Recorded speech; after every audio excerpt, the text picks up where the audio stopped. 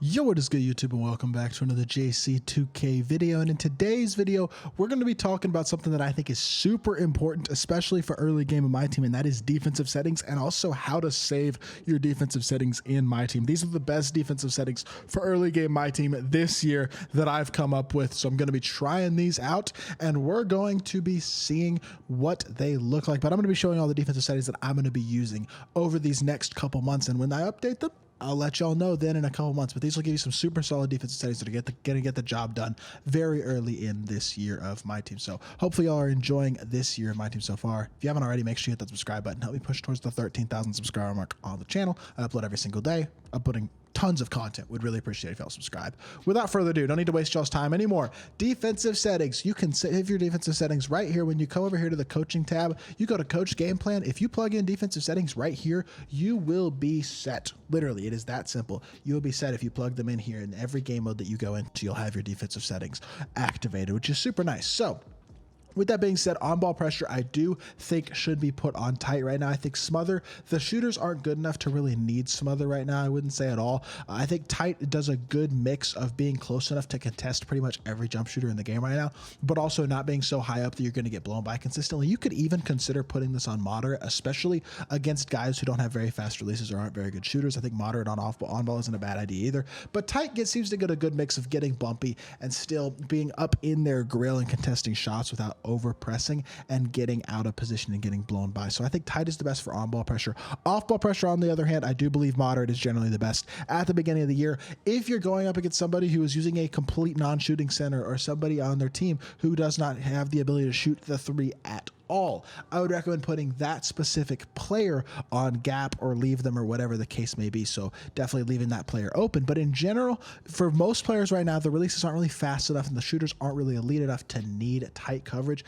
At some point this year, you probably will. And there are probably a couple of guys in this game that you'll want to adjust to and put their coverage on tight. But in terms of general off-ball pressure, I think moderate is certainly the best to start the year. Force direction, would not touch this. I think if you force middle, you're going to give up a lot of floaters and hop steps and spins and things like that this year. Interested to see how the contact dunks turn out as well when we start getting more slashing stuff. But I don't know. I don't think I'd go middle. Baseline, I still don't recommend either. You get a lot of out-of-bounds animations when you force them baseline sometimes, but they'll also really get to the rim with ease, especially against poor defenders. I just don't think force direction is really a good idea. Definitely would stick with automatic. On-ball screen, would not change this right now. You could put it on go under. I would not put it on go over. I just don't think you need to fight through screens enough right there, and you're going to give up shots as well in the mid-range if you go on go over. And it seems like the mid-range jump shot is really good right now, which is common, I guess, pretty early in 2K because it's harder to get threes. But I think automatic is the best place to put this. You could put it on go under if you were going to switch it to one, but I would put that on automatic. Same thing with this one. The hedges, I like to go no hedge personally. I just like the way that it plays,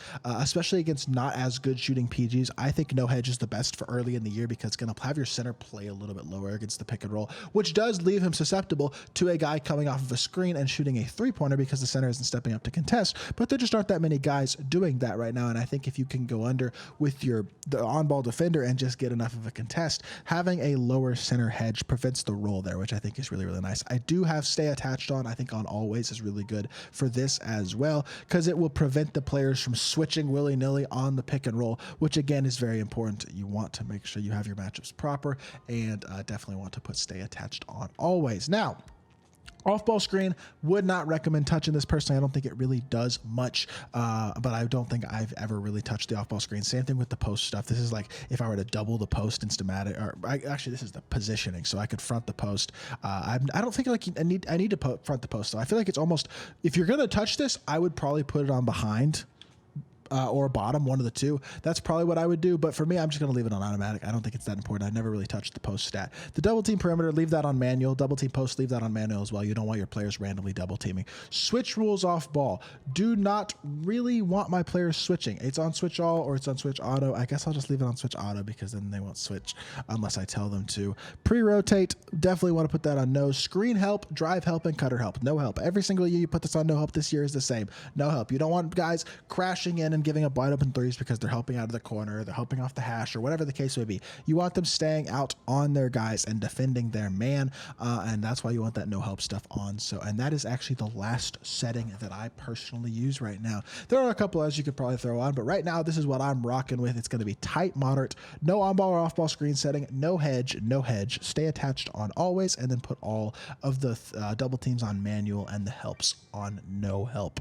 You do that, honestly, I think you'll have a lot of success defensively early in the year. These are really effective defensive settings, and hopefully this helps out a lot of y'all because it really is very important to have quality defensive settings, and I think these are really good ones for early in this year. So hopefully y'all did enjoy the video. If you did, make sure you hit that like button, leave a comment, and subscribe. I'll be back with more 2K content very, very soon, and I appreciate y'all. Peace.